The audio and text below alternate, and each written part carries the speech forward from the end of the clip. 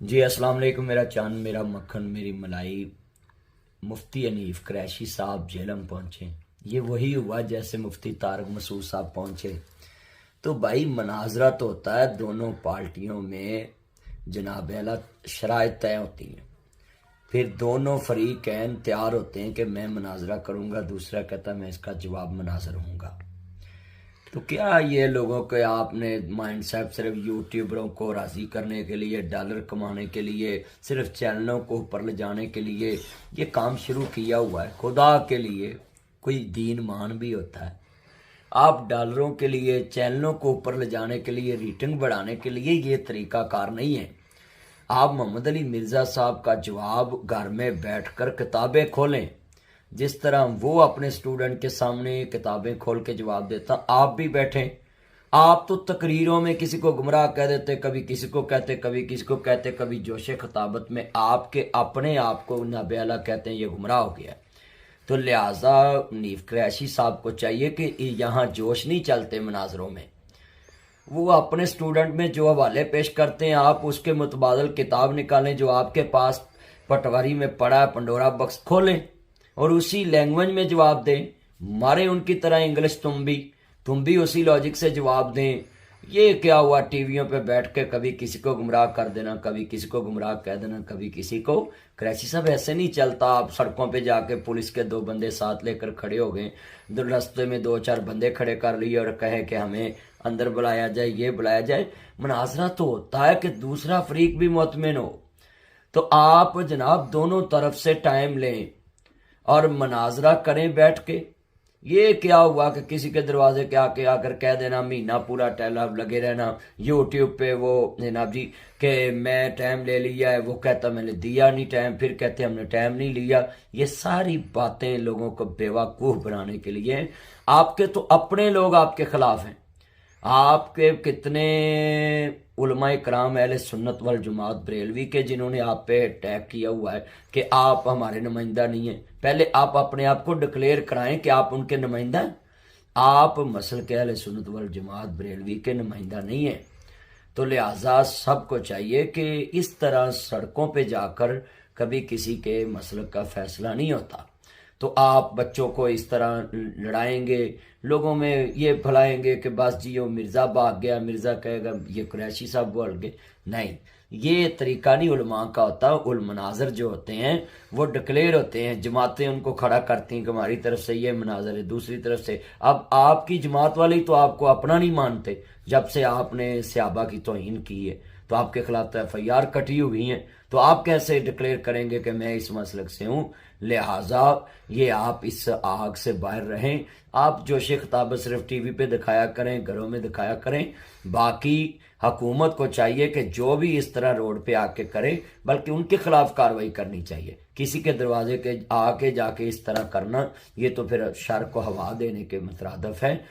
وہ اگر جواب دیتے ہیں ویڈیو میں، آپ بھی ویڈیو میں جواب دیں. یہ بہترین سٹیج ہے آپ کے ساتھ، پلیٹ فارم ہے. ادھر سے پتہ چلے، عوام فیصلہ کرے کہ کس کے پاس اچھے دلائل ہیں.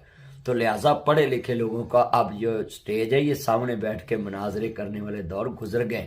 وہ میڈیا پہ اپلوڈ کرتے ہیں ویڈیو. آپ بھی اپنے جواب میں، آپ کے پاس قوی دلائل ہیں تو جواب دیں ان کا. تو یہ کیا روزانہ یوٹیوب پہ چکر لگائیں اور پھر سوشل میڈیا پہ ہنگامے کھڑا کر دیں.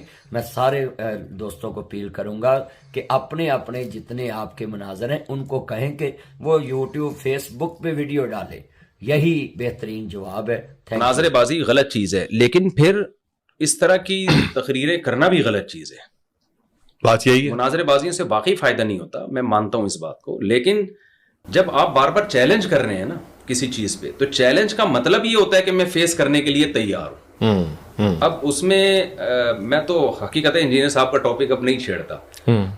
آپ نے پوچھ لیا ہے اور آپ ان کے فرینڈ بھی ہیں، دوست بھی ہیں، تو اس لیے میں یہ آپ کے کہنے پر بات کر رہا ہوں کہ جب آپ چیلنج کرتے ہیں نا، تو چیلنج کا مطلب ہوتا ہے کہ پھر فیس کرنا اس کو.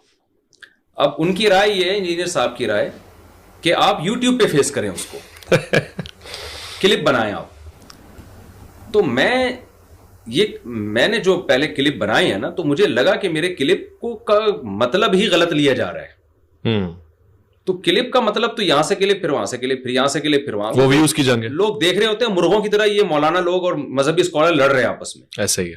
تو میں سمجھتا ہوں انجینئر صاحب نے جب اتنے بڑے بڑے چیلنج کیے ہیں تو اس کو سامنے بیٹھ کے فیس کرنا چاہیے ان کو. اگر حنیف قریشی صاحب ہیں یا کوئی بھی ہیں, تو جب چیلنج کیا تو پھر آپ بیٹھیں, دودھ کا دودھ پانی کا پانی ہو جائے گا. اور لیکن اس میں پھر ظاہر ہے جب بھی آپ کی بحث ہوتی ہے تو اس کی کچھ شرائط تو طے ہوتی ہے نا جی, پہلے سے بیٹھنا. انجینئر صاحب تیار جب ہوتے ہیں بیٹھنے کے لیے تو کہیں بغیر شرطوں کے, تو بغیر شرطوں کے بھی مرغوں کی لڑائی ہوتی ہے. پھر دو مرغے جب آپس میں لڑتے ہیں نا تو کوئی شرطیں نہیں ہوتی, تو دیکھیں کیا اثر ہوتا ہے.